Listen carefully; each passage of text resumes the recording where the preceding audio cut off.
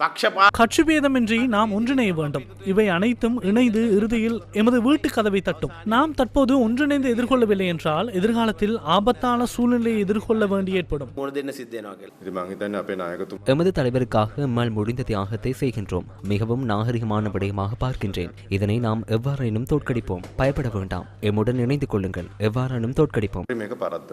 நாம் ஒரு நிலைப்பாட்டில் இருக்க வேண்டும். இது எமது நாட்டின் வரலாற்றில் ஒரு கடுமையான கரும்புள்ளி என்பதை உங்களுக்கு நினைவூட்ட விரும்புகின்றேன்.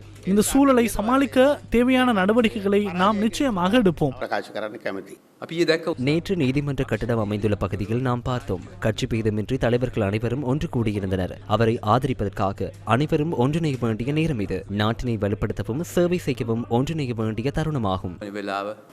தற்போது கட்சிகள் அனைத்தும் ஒன்றிணைய வேண்டிய சந்தர்ப்பம் உருவாகியுள்ளதாக நினைக்கின்றேன். எதிர்க்கட்சி தலைவருக்கும் எங்கள் கட்சியில் உள்ள அனைத்து அரசியல்வாதிகளுக்கும் இடையில் இணக்கப்பாடு ஏற்பட்டுள்ளமையை காணக்கூடியதாக இருக்கின்றது. நாட்டுக்கு சிறந்தது என்றே கூற வேண்டும்.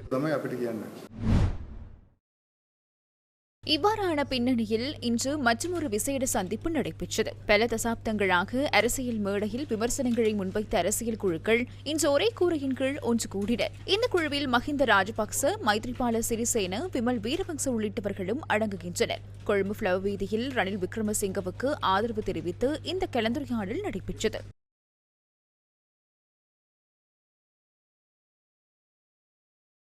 முன்னாள் ஜனாதிபதி ரணில் விக்ரமசிங்க கைது செய்யப்பட்டு விளக்கமறியலில் உள்ள விடயம் தொடர்பில் இலங்கை தமிழரசுக் கட்சியின் பாராளுமன்ற உறுப்பினர் எஸ். ஸ்ரீதரன் கிளிநொச்சியில் இன்று கருத்து தெரிவித்தார். முன்னாள் ஜனாதிபதி கைது செய்யப்பட்டிருக்கிறார். இது வரலாற்றினுடைய ஒரு முதல் அத்தியாயமாக பேசப்படுகிறது. ஆனால் இதே கைதுகளை ஜனாதிபதியும் கைது செய்யப்படலாம் என்ற திருத்தத்தை கொண்டு வந்தவரே ரணில் விக்ரமசிங்க அவர்கள். யார் தவறு செய்திருந்தாலும் இலங்கையினுடைய சட்டம் அவர்களை தண்டிப்பதற்கு தயாராகி இருக்கிறது என்பது ஒரு வித்தியாசம். முன்பினை பயன் என்பதும் ஒன்று இருக்கிறது. யார் யார் என்னென்ன விடயங்களுக்கு பொறுப்பாக இருந்தார்களோ அல்லது அவர்கள் என்ன விடயங்களை கையாண்டிருந்தார்களோ சில வேளைகளில் அதற்கான தண்டனைகளை அவர்கள் அனுபவிக்க வேண்டிய ஒரு காலம் மாறியிருக்கிறது. பிணை கூட கிடைக்காமல் 2 நாட்கள் பின்தள்ளி செல்லுதல் என்பது அபூர்வமானது. முன்னாள் பாராளுமன்ற உறுப்பினர் மயந்த திசாநாயக்க மற்றும் பாராளுமன்ற உறுப்பினர் காவிந்த ஜெயவர்தன இன்று பிற்பகல் கொழும்பில் உள்ள ஐக்கிய நாடுகள் ஒருங்கிணைப்பு அலுவலகத்துக்கு சென்று கடிதத்தை கையளித்தனர்.